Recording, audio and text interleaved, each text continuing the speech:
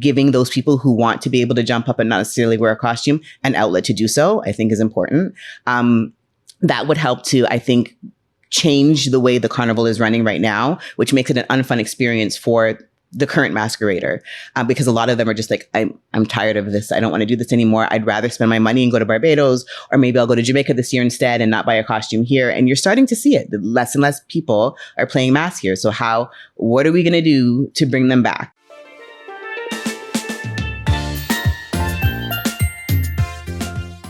So I'm here today with Candace, band leader of SugaCayne. Can you tell me just a little bit about SugaCayne, your band? Sure. SugaCayne is a boutique band based in Toronto. We have been designing and producing costumes for the past 12, 13 years, but as a band officially, we are in year 2. We started in 2022, 2023 being our second year. So we're still a new band, still a small band, and probably will stay a small band. Our main goal is to educate and elevate the Carnival Arts. So we've worked with the design fabrication zone at Toronto Metropolitan University for several years, introducing innovation into mass design. So a lot of our designs have incorporated things like 3D printing or laser cutting, or always trying to find different fabrication methods or different ways, and not necessarily technology based, but sometimes working with different types of fabrics and materials to produce the costumes. And so that's sort of who we are in a nutshell. Nice. Mm-hmm. So is that the reason why you want to say a smaller band? Because you're going to be more innovative and okay. Absolutely. Mm-hmm. So one of the things that I wanted to know more about is the connections with TMU. Like, how did that come about? It was actually by chance. So Dwayne, my husband, who was the other half of SugaCayne, one day he was working, so he's very heavily involved in the arts, and he was a part of an organization called NIA Center for the Arts, where he was there for a music reason. He was there to go into the music den, happened to be walking through a hallway and saw a gentleman standing there with a 3D printer that was operating at the time, that I think he was just kind of showcasing what it can do. This was back in 2016, and started a conversation with him and showed him what it does and explained in a little bit about 3D printing and how it works. So after that meeting, he came home and he's like, hey, have you ever thought about incorporating 3D printing into your designs? And I didn't even know what a 3D printer was or what 3D printing was. So I Googled it, and when I saw and I specifically looked for 3D printed fashion, and when I saw what could be done, I was like, this is mass. Like, we could create some really dope pieces incorporating something like this. So we started conversations with the gentleman who he met.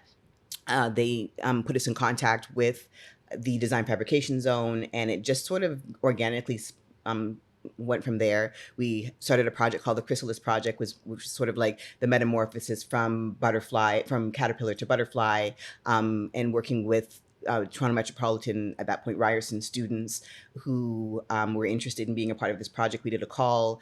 We got students from all over different disciplines. We had engineers, we had architecture students, maybe a couple fashion students who were all involved in the initial project. And the ideas that sparked and the possibilities that were there were just like amazing as to like what could be created. And that first costume, I'll never forget so we were just at the official launch yesterday for this year. When we brought that costume to the official launch in 2017, no one had ever seen anything like it before. And at that point, I'm like, okay, this cuts across the landscape. Like, we're really changing the game if we can incorporate these fabrication methods into costumes.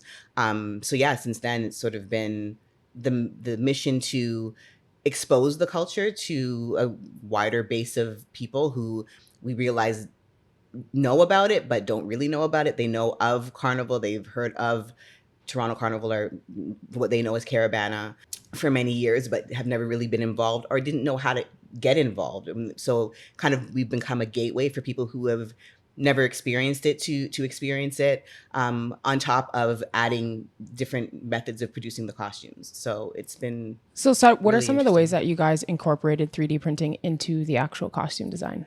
So we would incorporate it in like a headpiece or into some sort of accessory. So it's not like the costume itself is fully 3D printed, but we're incorporating elements of 3D printing into the costume. So, for example, the Chrysalis project, the antenna on the headpiece were 3D printed, and every year we're finding new ways to use the technology. So that very first year, the 3D printing, the method that we used had the piece that it was solid, so it wasn't hollow inside, it was solid, which made the headpiece quite heavy. So the next year it's like, okay, how do we go about making it lighter, because someone has to be able to wear it for 8 hours a day? So let's try and make them hollow. So we found ways to make pieces hollow. So we did, the next year we did a squid tentacles, and they were hollow and they were much lighter weight. But that year we also incorporated a material called warbler, which is like a heat forming mold. But again, we stuffed it so that it would look a certain way, but that made the piece heavy. So the next time we use warbler, we're finding, so it's always sort of like an R&D situation, when we're using new methods, but it's exciting and it's fun, and we're finding different ways to use the pieces. And a lot of times it's adornments, or it's, accessories or what have you that we're building with the pieces. Eventually I would love to try to make like bodywear out of 3D printing, and there's now new methods of 3D printing on fabric that we want to play with. And so we're always trying something different and something new. Some things work, some things don't, but as you make the mistakes, you learn, as what you could do next time to make it better and make it effective. So are you always doing research on new 3D printing stuff to stay up to date? Okay. Not necessarily just 3D printing, but always like new ways of fabricating. There's now something called a Rico printer that we can, take an image and actually, print it onto a fabric in different levels. And so there's all these things that we were playing around with and realizing that we could make some really stunningly beautiful pieces, that again you couldn't do by hand, right? But that doesn't mean that we get away from doing things by hand. We incorporate, the traditional tenets. I'm a wire bender, so very hands-on in terms of building the forms. So it's still, a wire bent piece that we're then adding technology to. But yeah, we're always trying something new, and every year the goal is to implement something different, something we've never done before. Okay, so to me it sounds very much like you guys are, you're at the intersection of culture, technology, and fashion. Would you say so? Yeah. I So, would. so I think that's really cool. I've never heard of anyone using like 3D printing or anything like that before in terms of costume design. But when we were speaking before, you told me that you actually have a Carnival Arts class at TMU. Can you tell me a little bit about that?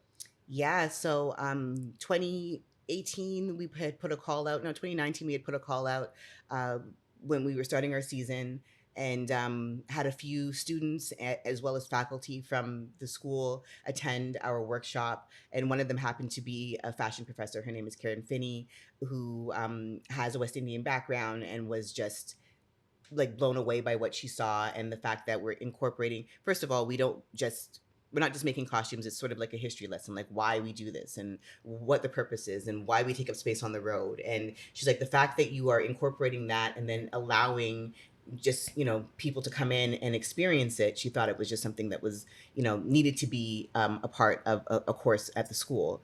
So had a conversation with the dean of fashion at the time, and explained, what this could look like. And it was probably about a year and a half, going back and forth between her and the dean and asking me if I'd be interested.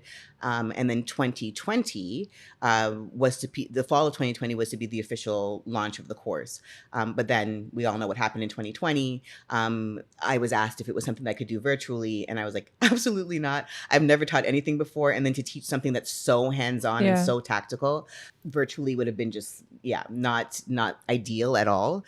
So we kind of put it on ice for a while, and then the opportunity came up again for January of 23 to launch the course, and that's what happened. So yeah, for the first half of this year, I was tearing my hair out trying to figure out how to build this course, what the objectives are going to be, what, I want the outcomes to be, and then having to mark all of it. And it was a whirlwind. It was a lot on top of, designing for Carnival as well.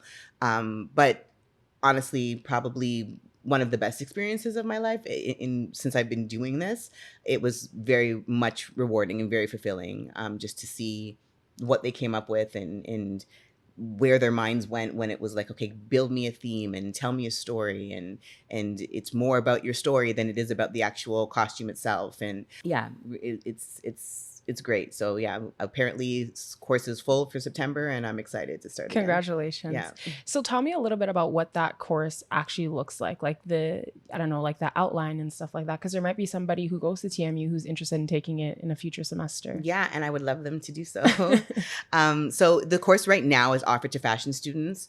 I do believe eventually, though, it will be something that will be opened up to, it will be part of like a Black Arts course selection that you can take. So right now, it is open to fashion students. And what it looks like essentially is the first couple of classes is really about just carnival history, teaching them about, the origins, some of the original characters, different types of carnival. So it's not just, Toronto Carnival is very Trinidad Carnival based, but there are carnivals all over the world. Carnival, kind of was birthed in Europe, the way that we celebrate it and the time frames that we celebrate it as West Indian people. But it's a kind of a intersection of European and African traditions. And so we talk about that, and we dig into the different carnivals around the world, and then dig into the different Caribbean carnivals and give them a bit of a background on that. And then it's about storytelling, and so I need them to build me a theme. So the first real assignment is for them to come up with an overarching theme, and then 5 sub themes that will tell their overarching story. And most of their work, their grade for the course is more on the theme side than it is on the actual production of the costume. With the production of the costume itself, I need certain elements. So I need you to bend wire. So we do wire bending workshops, and they have to create their own frames and bend their wire. I then want them to use and incorporate digital technology. So there needs to be some form of digital technology used, which means they have to attend workshops for 3D printing, for laser cutting, for the Ricoh printers, whatever it is that they're interested in implementing. They have to at least attend one workshop. They could do 3 or 4, but they have to at least attend one, and implement that into their costume.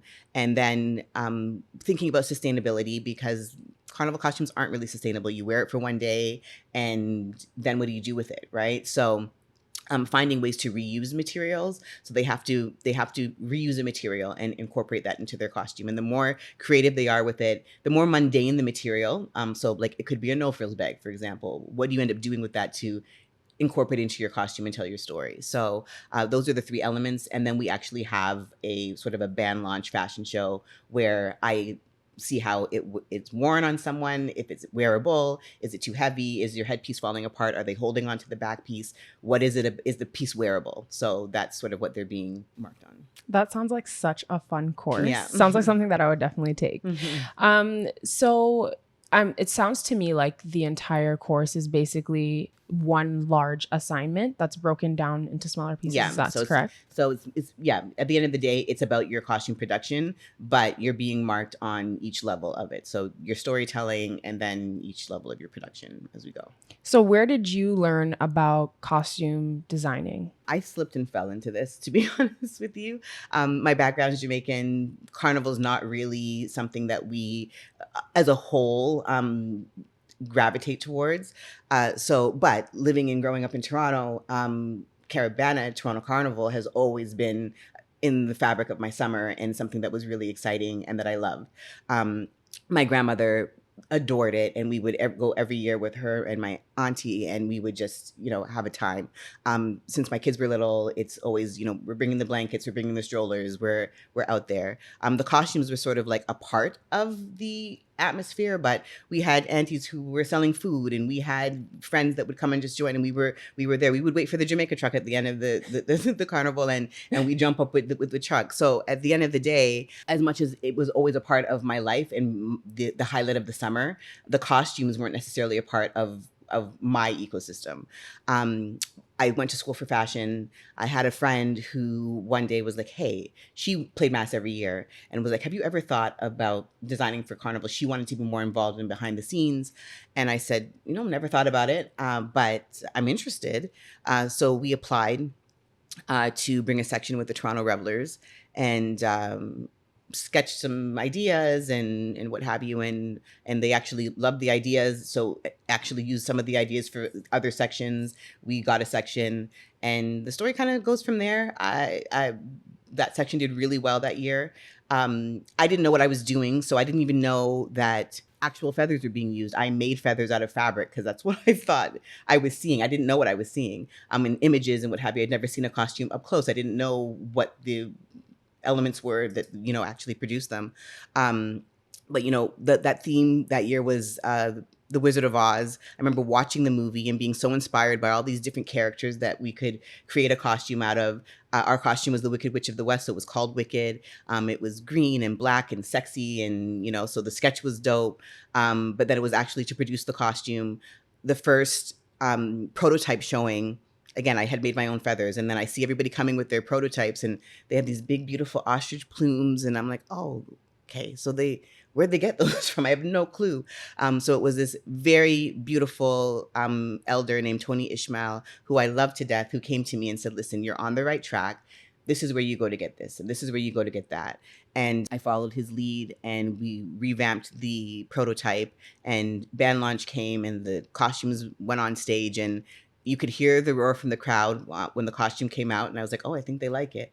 And then when Mass Camp opened, there was a lineup for our section, and the section pretty much sold out the first day. In your first year? In the first year. So we had the largest section in the band that year. And for subsequent years after that our sections tend to be the largest section, and, we're really popular with the band. And I mean, there were things that I fought for. I remember the third year, because I have a fashion background, I knew sort of what the color story was going to be for that summer, and that everyone was going to be wearing mint and coral together. Like, that was a color combination that I knew was happening for the summer, but that those weren't carnival colors at the time. Carnival colors were very bright, like, reds and blues and greens at the time. And I'm like, no, we're going to add some pastels. Pastels are going to be big. Those aren't carnival colors. I'm telling you that she's going to be able to find shoes, earrings, makeup, that these are the colors coming for that summer. This is like November the year before.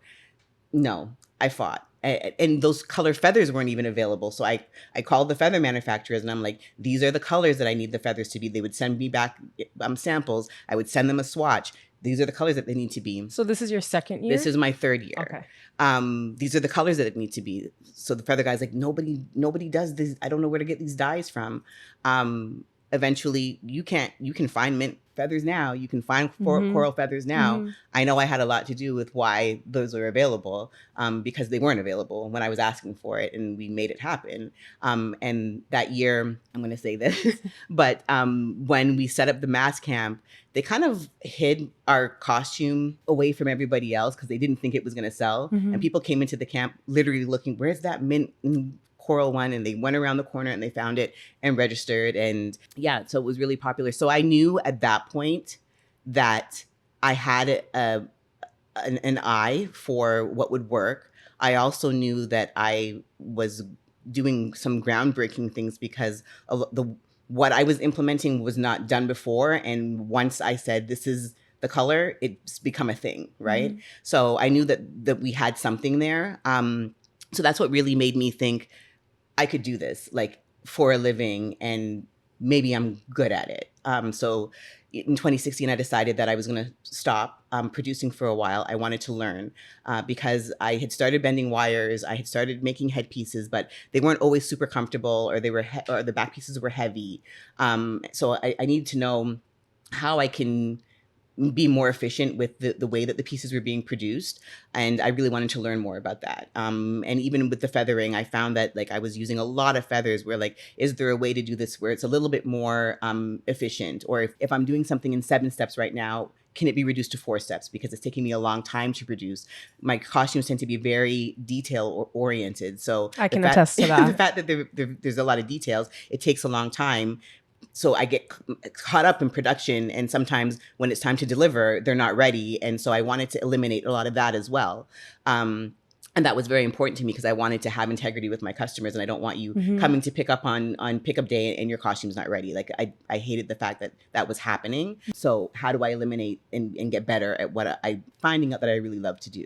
That's an amazing story. Yeah. And one thing that I always say is that as much as carnival and designing and stuff is a fashion and an artistic thing, it's also a lot of logistics, For right? sure. Yeah. For sure. Because I've had instances where my costume wasn't ready, or the costume that I go to pick up is not what was Yes. advertised. And I'm like, I'm not playing in this. Like, what is going on?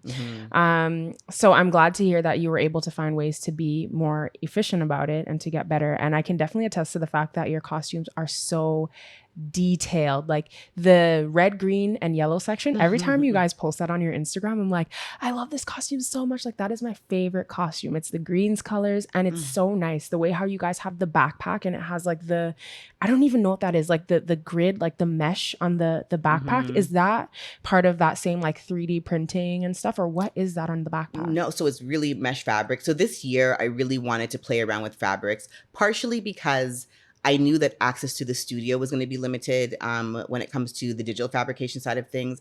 The school just started opening up their labs again after COVID, and so they were being inundated with people, and I knew it was going to be hard for me to get in to do that kind of work.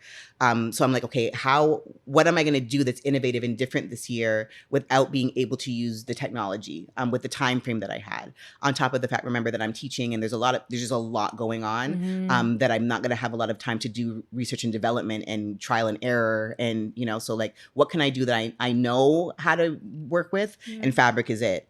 So this year I chose to use a lot of different fabrics, meshes. I would cut strips of fabric and weave throughout the wires, and so you'll see in a lot of the designs this year that it's a lot of woven fabrics through pieces, which is annoying to produce. But it makes for such a dynamic costume, and Yeah. they have such a unique look, and that's why I like that you want to stay small and you want to stay boutique, because then like people who get to wear those costumes, there's just such a fullness to it that you don't normally see in every single section. But obviously, again, that red, green, and yellow is my favorite one. And that's the one that I really put my foot in. Like I started, that is the one that was when we knew what our theme was going to be this year, and we knew that we were going to do dance styles, and dance hall being close to my heart just because of my background. I really wanted to, like, if I'm going to represent dance hall, it's got to be done properly. And like, what would a dance hall diva wear? And like, that's gonna like cut across, she's gonna be different. She's got to be badass. It's got to be something that's just like gonna cut across the landscape. I wanted it to be different. I didn't want to have the same shape back piece that you're seeing with the kind of wings and the feathers all going out. Like, I needed to do something that was just different.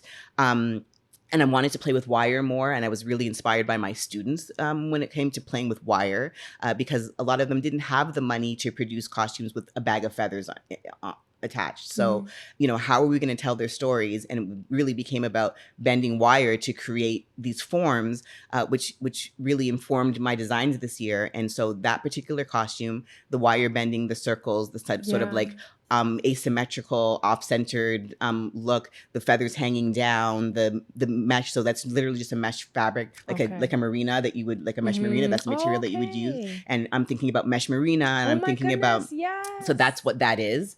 So it's mesh that I wrapped around the wire, and then did a lot of weaving just to kind of give me the red, gold, and green, and then of course playing with feathers. I love feathers, but I just wanted to do it in different ways, like something that you're just not seeing and everywhere. It's refreshing, right? Because I feel like a lot of times the costumes can become very redundant. Like, it's the same style, just a different color. Right. So it's so nice to see like the circles and the mesh and all these textures that you wouldn't normally see. Right. So that's why I think it's so refreshing for me to see, your costumes and your design style. Cause I'm like, it's just something about it just stands out as so different. Even the headpiece, like it's almost like braids or like locks, and like, it's just so different. And I just love it. And I want to commend you for, doing something different, and also taking inspiration from your students, right? I remember you were telling me that like some of the different stories that your students had, and how they kind of created a theme based on their own personal lives, and it was very much like an emotional thing. So that was cool to hear about. So like, for future students and for that class in the future, are you going to continue to do like the same kind of format, or are you thinking of switching it up for the next iteration of it? I think I like the format right now. I mean, I think there's things that again, it being my first course, there are things that I would maybe weight heavier than others or spend less time on and give them more time to do certain things, because I found that towards the end, they started running out of time when it came to the production side of it. So I think it's just really just tweaking it here and there to perfect it. But I feel like once I get the format down to a science, it'll probably stay that way for the next little while, and just watch it grow and see how it works with the students. I'm hoping that eventually there's more than one course offered a semester. Maybe it's 2 or 3 because it's so popular and students want it. So I think it needs to be something that can be repeated. So I don't think I'm going to change too much right away. And then maybe eventually there's like a beginner's course and an intermediate course, and right, because I think there's things that when it comes to like the wire bending or the feather treatments and things that you can do that we could really zone in and go into detail with, that is really hard to do in a 12-week course. So yeah, I think that there could be some A-level, B-level offerings, but for right now, I think I like the format and where it is right now. So the one thing that I'm thinking when I hear all the different things that you're doing, you have a section, you have a course, how do you manage your time and how do you manage all of this to be able to deliver as a professor, as a section, or as a band leader? Is it something you're still working on figuring out? Absolutely. Not well. Not well. I'm, and it's funny, I said this to my husband yesterday. I'm like, I need my focus for this year. Yesterday was my birthday. I'm like, and every birthday I kind of like, okay, what are my goals for this year? Like, what am I going to work on? And literally it's time management and organization. And I just need to find space and time for myself. Yeah. I don't have that. My beautiful son gave me 2 books yesterday, one of Viola Davis, one of Angela Davis, and I would love to read these powerful women in these books. And I know I gain inspiration from reading and learning from other people, but I just haven't had the time to like sit and read a book in a couple of years now. So like I need to find space for that in my life that I don't have right now. I don't just have a section, I run a band and I design all the costumes. We run and own a restaurant. I have children. I have a family that I just don't get to see. And so the time management is probably the biggest balancing act for me that I'm not doing very well. Some of the people that I work with, like I know one of the things that they do is that obviously when you're starting off, it's kind of harder to do that, but they'll find ways to delegate and like get people on their team to help them, right? So I don't know, it kind of sounds like you might need an assistant or something, someone Absolutely. that can help you. Yeah, an assistant is required. Anyone want to apply? So an assistant is required, and yeah, and don't get me wrong, we do have a good team, and not everything is done by ourselves, but a lot of it does land on my shoulders because I do a lot of the designing. I do the production of the prototypes. That is done by me and maybe a couple of other team members, but we do have people who help us produce and volunteer to help plan the events and what have you. We do have a great team, but a lot of it ends up on my shoulders, and so it does. And delegating is hard sometimes, especially if you have a certain vision and you have a way that you want to see things. It's hard to say, okay, you take it over, right? Yeah. But I have to start letting things go because there's not enough of me to go around to do it all. But I do also feel that as this course develops and as I'm exposed to some really talented students, that I think that there's a lot of opportunity to pluck some really talented individuals who can help to grow SugaCayne as a whole. Such a good idea. That would be so cool. Yeah. Even as a student, one of the challenges is finding something to do after you graduate, even whether it's an internship or like a full-time role, but having, like you said, like that gateway where it's like, oh, I took this course and I really connected with my professor or my instructor, and then I was able to work alongside her, and then I was able to, and then, just goes from there. So that level of like mentorship and taking, like, is that what you're saying? Like you would take students and bring them on? Yeah.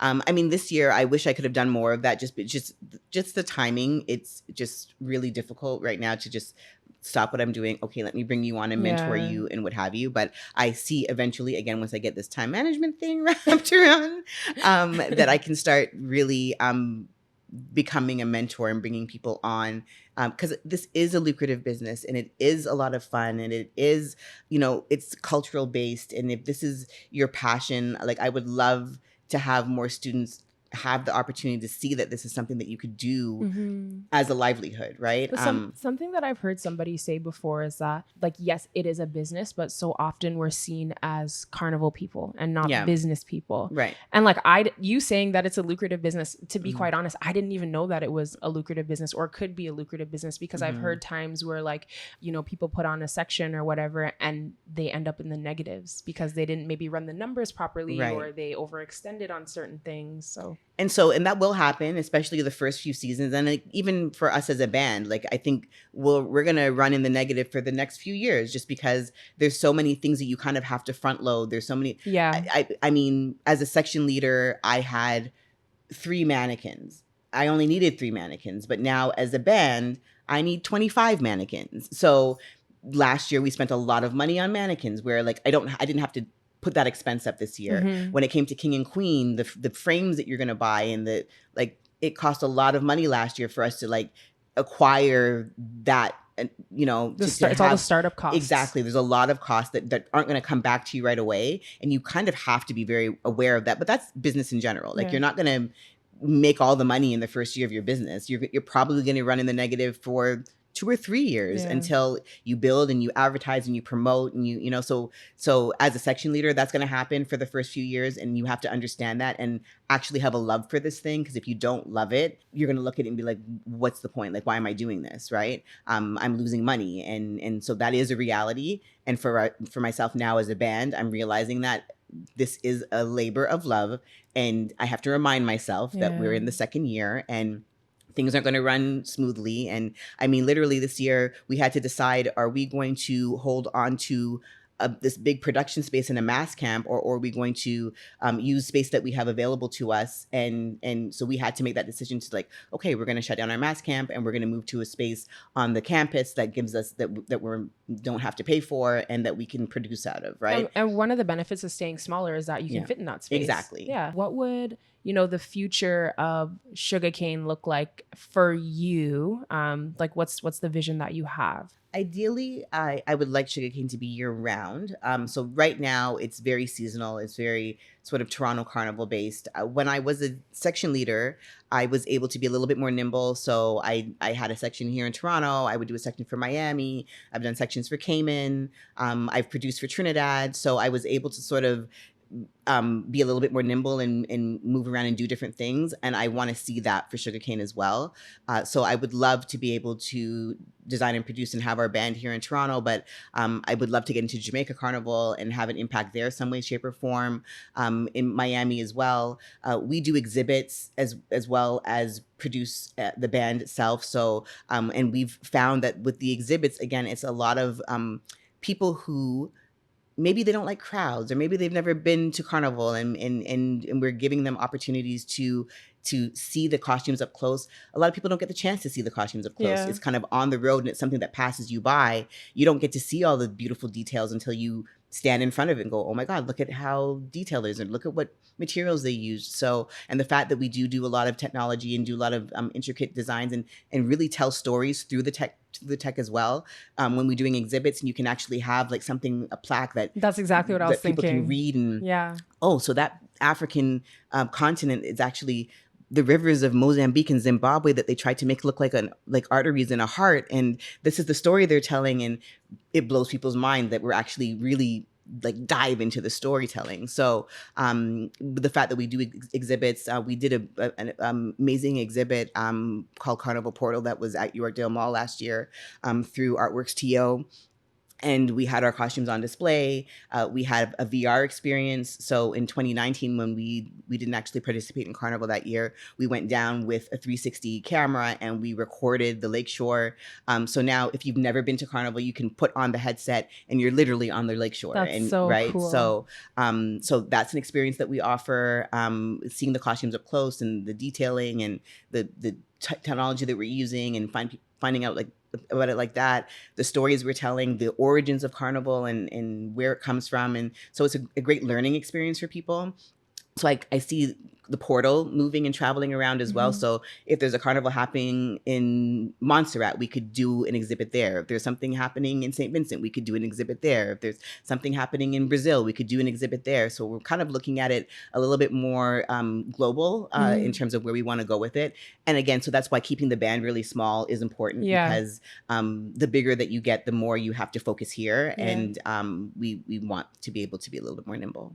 And I remember what I wanted to ask you Mm-hmm. earlier is you were talking about like marketing as a section leader. I noticed that you guys as a band, you've been doing a lot of different things with, you know, being at different restaurants and stuff like that to really like promote the costumes and stuff. Mm-hmm. So I was wondering kind of what the mindset behind going specifically to these different restaurants is to promote the costumes. Well, for us specifically, it's more about brand recognition than Okay. anything else. We realized and we knew coming in as a new band, coming in as a small band, it wasn't going to be an easy task. That one thing I realized after leaving the Revelers is, you know, my mindset was a little warped. When I was with the Revelers, our sections were really popular. And so I didn't have to do a lot of marketing because they have a great following, that people who are just like Toronto Revelers till they die, right? And then we would put a costume on display in their mass camp, and people would just come and gravitate towards it and buy it. I never really had to promote the costume very much. It was just kind of, it was available and people bought it. And that was, I thought I had it in the bag. I'm great. I left the Revelers, and then 2018 joined Venom, which was a band at the time. And I thought that my Revelers, my people would come with me, but they are Toronto Revelers Masqueraders. So regardless of what they're going to be, Toronto Revelers Masqueraders, they didn't follow me to a brand new band that they've never heard of before, that they don't know what place you're going to be on the road. They don't know what the experience is going to be like. They're going to stick with the band that they know. So after having that experience, because we didn't sell very well that year, we had a beautiful costume. It didn't sell though, right? And the next year, sort of the same. Like it did better than it did the year before, but we really had to promote and push and figure out Instagram and figure out this algorithm, how it works, and it was just difficult to bring Masqueraders over to a new situation, which really helped informing us as a new band, because we realized that we're going to have to tap into a different market. We can't fight up for the same people that everybody. Sally's Revelers are Sally's Revelers. Nation's Revelers are Nation's Revelers. Toronto Revelers, they're going to stay with their band for the most part. You might get a few defectors, but for the most part, they're loyal to their band. Mm-hmm. So then who are we talking to? Who's the market that we're speaking to? And we realized that for us, especially being exposed to the student network and being exposed to the university and what have you, we could probably tap into that market. When we're doing exhibits and we're being exposed to people who have never played mass before, who've been curious but didn't know how to get in, or it's those kind of, like, that's the network we're tapping into.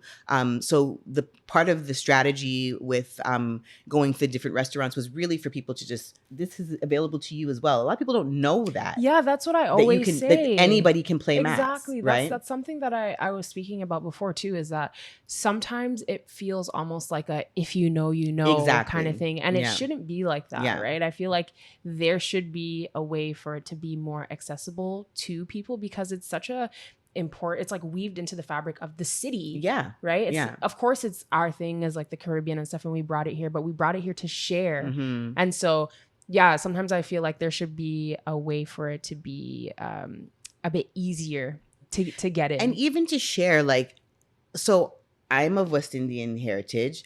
I grew up in the city. I didn't know, right? I went to Carnival every single year. Yeah. I didn't know Neither did that I could jump up and if I had just went and bought a costume. I didn't know how.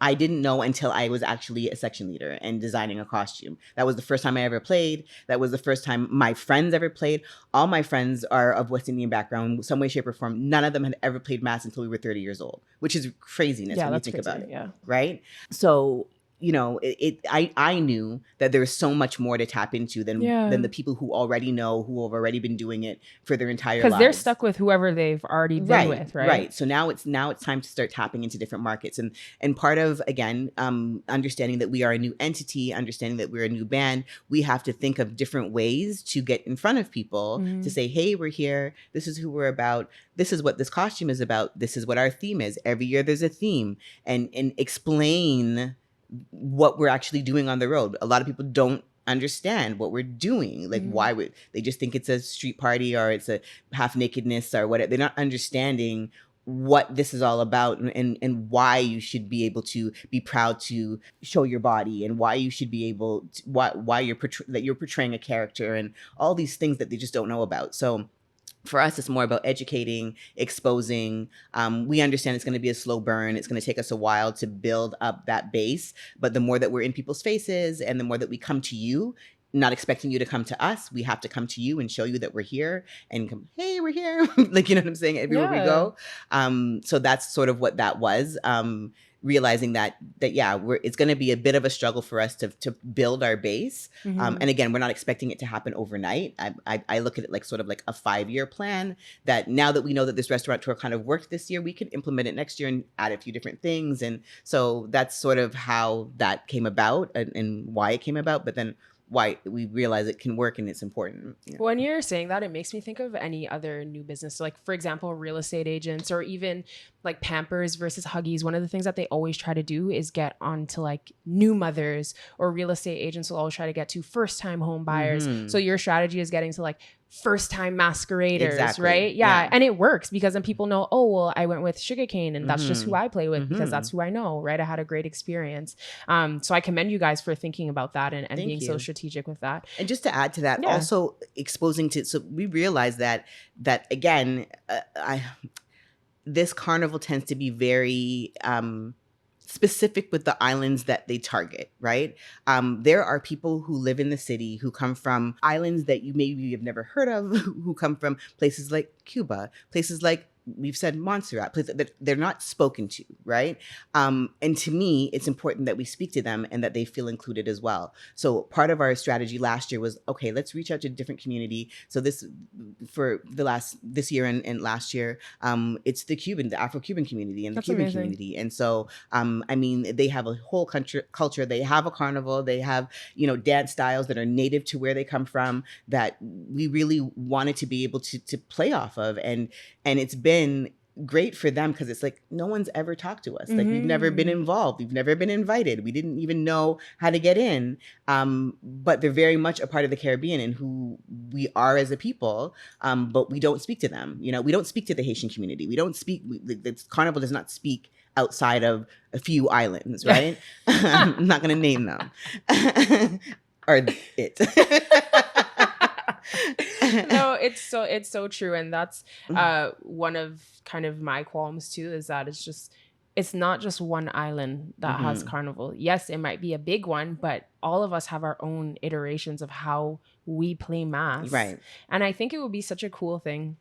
This was something that I was talking to another band leader about. It would be so cool to see like a theme that highlights different islands and inspiration from, and I know you guys get so intricate when it comes to the details and stuff, but it would just be so cool to see different islands highlighted, especially the ones that we don't normally see, right, for like a theme or something. And this section is Bahamas, this section is Haiti, or something like that. I think that would be so cool, right? And then when you guys cross the stage, the sections are waving the flags from the place, even if that's not like your place. I like have goosebumps thinking about that. That would be dope. Yeah, right. And like the idea came to my head. I'm like, I would love to see somebody do this. You know what I mean?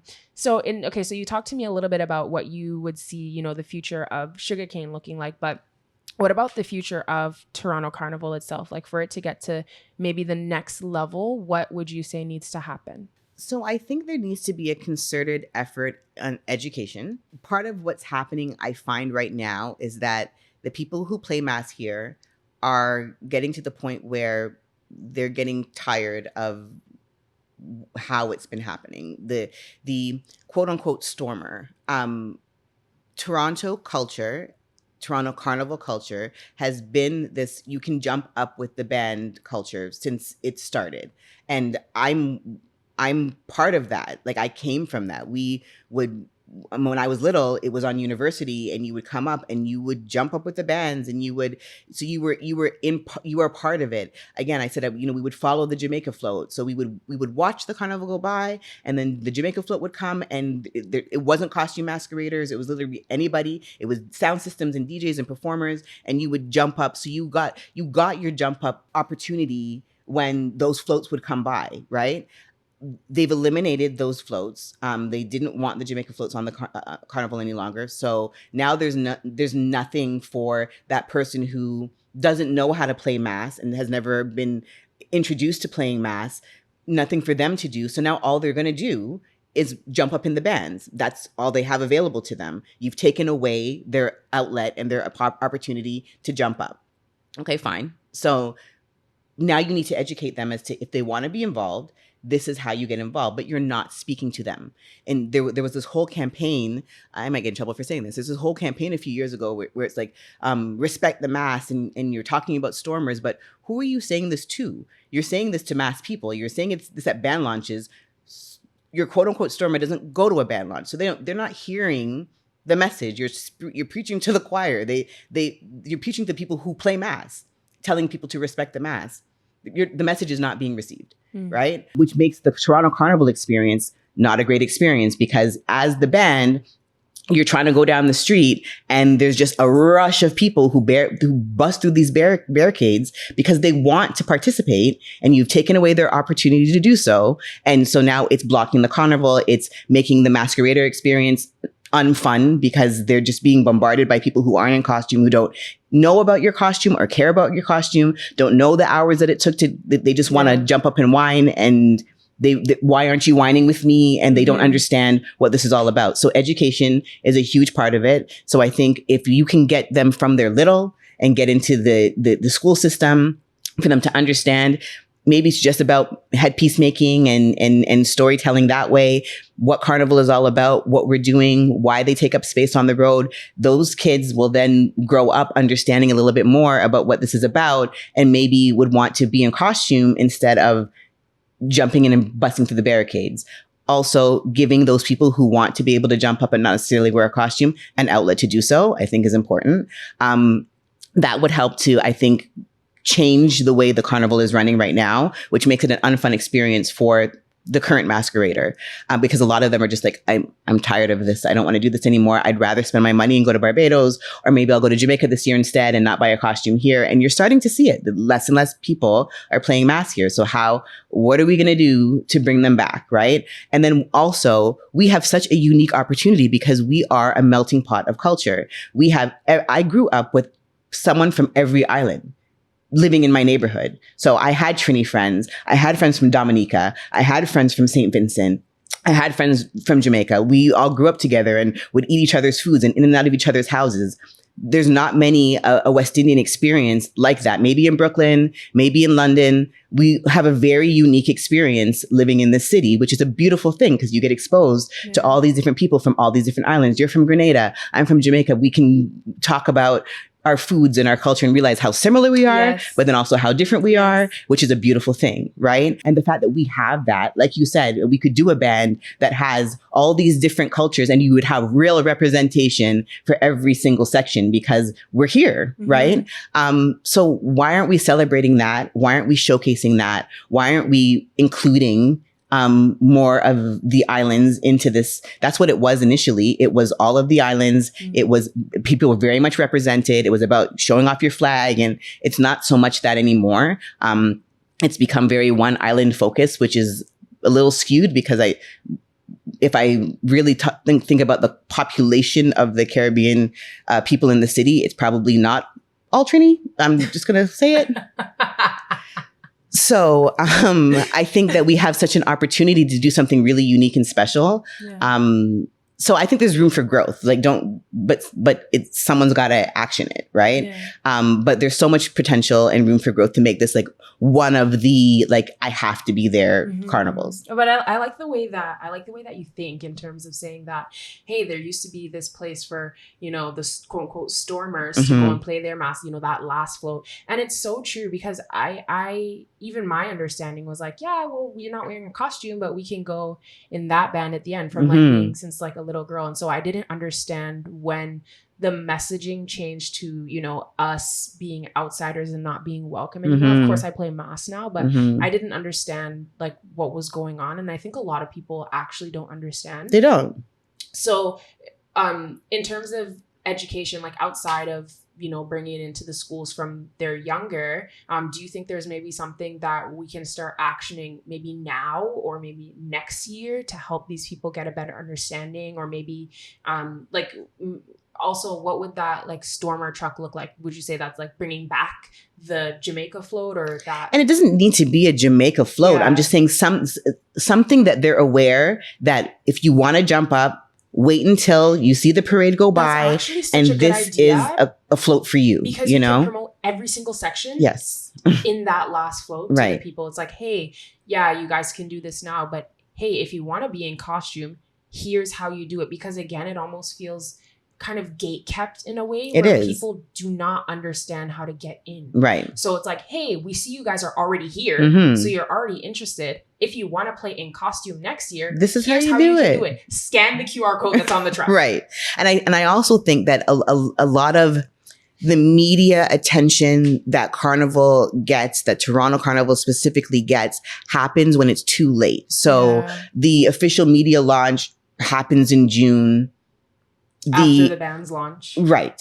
The official launch of the season happens in July. Do you know how many times I'm at Nathan Phillips Square and someone comes up to me and go, oh my God, I love this. I've never played before. How do I get in? Oh, well, we've closed sales. So you lose them. And then it's like, okay, you know what? Next year, here's my card or here's our Instagram. It's too late. Yeah. Like you've gotten them, they're interested, but now they can't buy it because you've closed your sales because you're in production right now. So I think that a lot of the heavy lifting has to start happening well before the band launches. The band launches need to be promoted. It needs to be promoted as a season, that there are 12 bands and there's 12 launches that you can attend. And this is how you can find them. And this is what, again, you're speaking to the community that already does it. We're not speaking outside of it. So I think some of that media attention that we're getting in June and July needs to happen earlier. There needs to be, something on City Line or something on CP20. Have you ever wanted to play mass? Have you ever thought, this is how you do it. And there should be a news segment on attending the band launches. That's a good idea. The only thing that comes to my mind in terms of like, the official launch should be earlier. One thing that I'm seeing that they're doing, and of course it can change, is that it's outdoors. And it's winter for like 9 months of the year. Right. So it's kind of, I'm sure the part is kind of figuring out, okay, well, if we move it indoors, where are we going to do that? How are we going to house all these people? Of course, it's something that can be figured out, but maybe that's the reasoning behind it. But it's not even, if you think about the people who turn out at Nathan Phillips Square or the media launch or whatever, it's not a ton of people. It's really just getting the messaging out there earlier. It doesn't even need to be something that's happening inside. It doesn't need to be an event. It'd be great if it could be an event that happens in February, because if you think about the carnival season, for some of the, more traditional carnival, like the French islands or Trinidad, where it happens around Lent, and that's when Brazil Carnival happens, and Dominica Carnival and Trinidad Carnival. Maybe we did something that happens around that time that we're launching the carnival season. Like that's the beginning of the carnival season. So if we did something in February that was like carnival season and launching in it worldwide, right? Those are the first carnivals that are happening.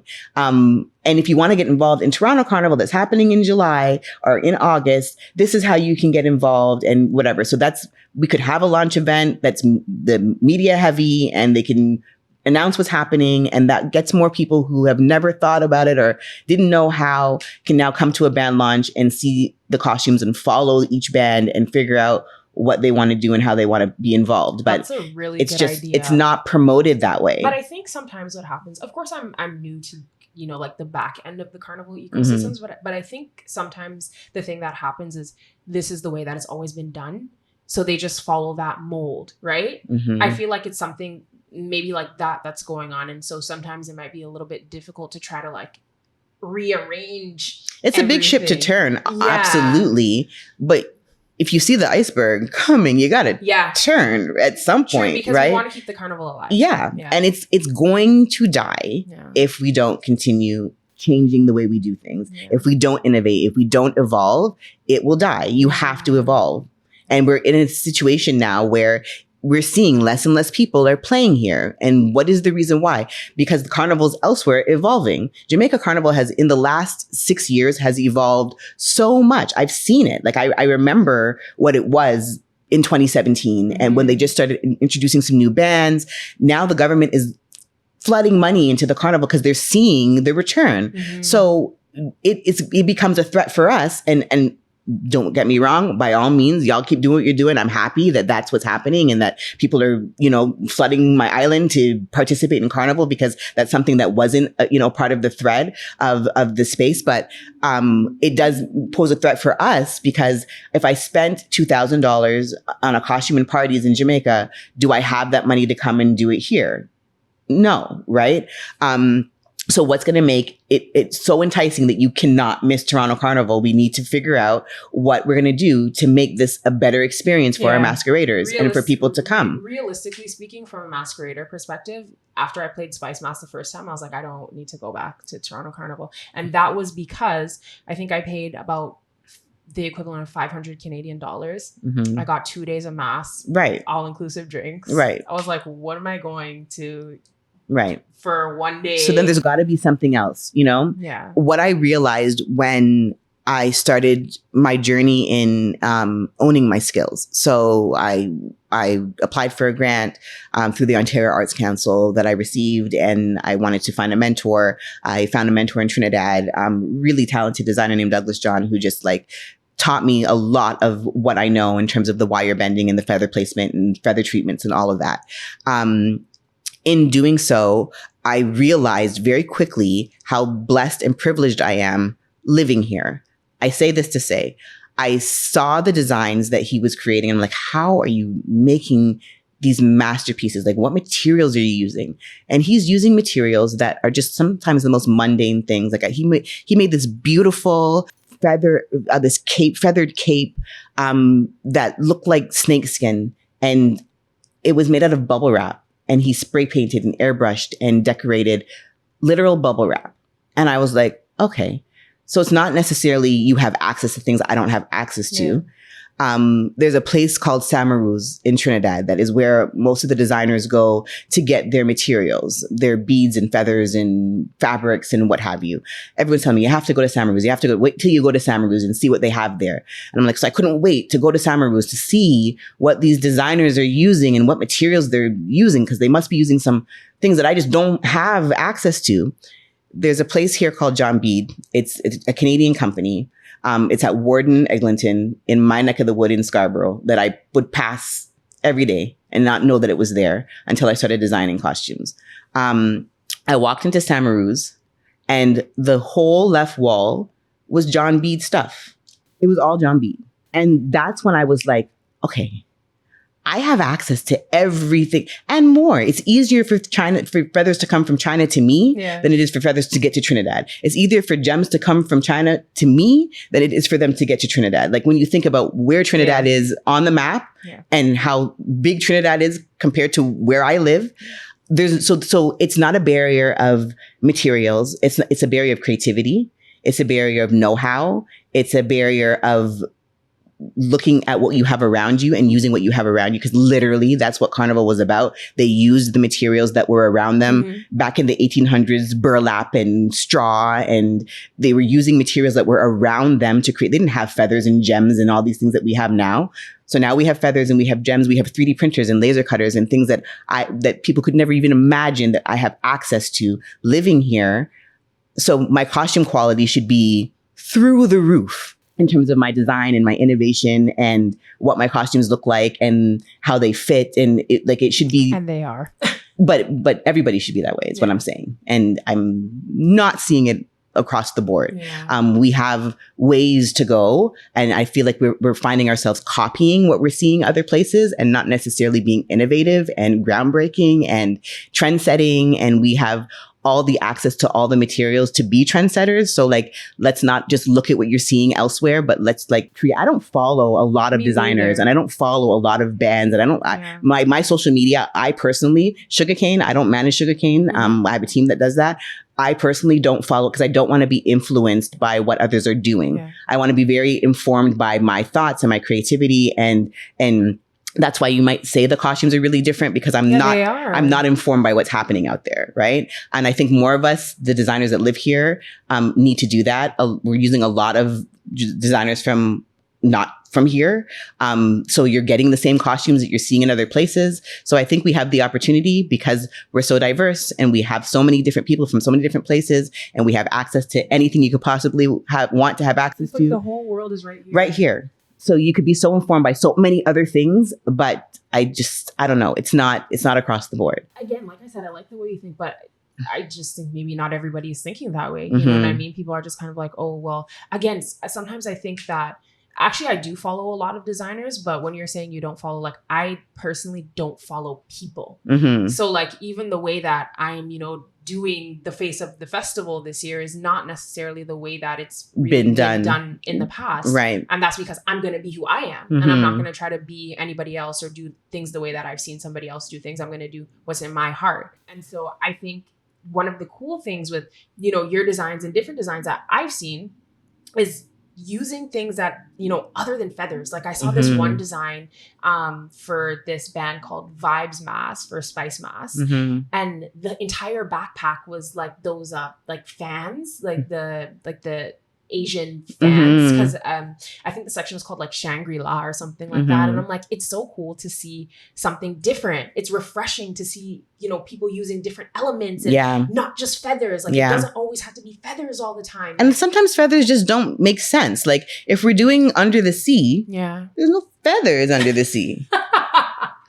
So why are we putting a bag of feathers on everything? Like I think that it's like, hey, like, well, this is what we use. Like it's carnival, so feathers.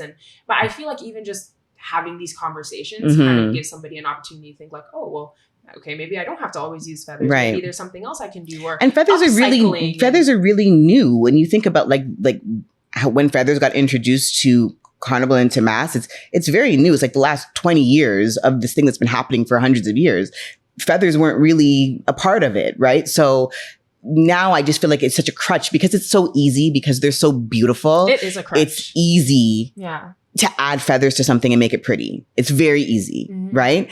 So come with something else now. Like what else? So I don't get me wrong. I use feathers. But I use feathers as an accent or what have you. It's not the main element, the main thing all the time. Right. So, but I also know that people love feathers. So you have to kind of like, there is a balance with not having feathers and maybe it not selling. So you have to, it is a business as well. So you have to kind of, play to what the customer is going to want. But sometimes the customer doesn't even know what they want. You got to tell them what would be interesting for them. One of the things right. that I'm thinking about just hearing you say that is kind of like, I don't know if you guys do this or if any other band does this, but like, this is something that I talked to another band leader about also, is just, getting feedback from the people who are actually paying money to play mass with you. Like having a survey, maybe once the carnival's done and you have your email list and you send out like, hey, like the costume or the experience. And then you're able to literally get feedback from the people who have already spent their money with you. Right. So you can refine it for the future. Right. So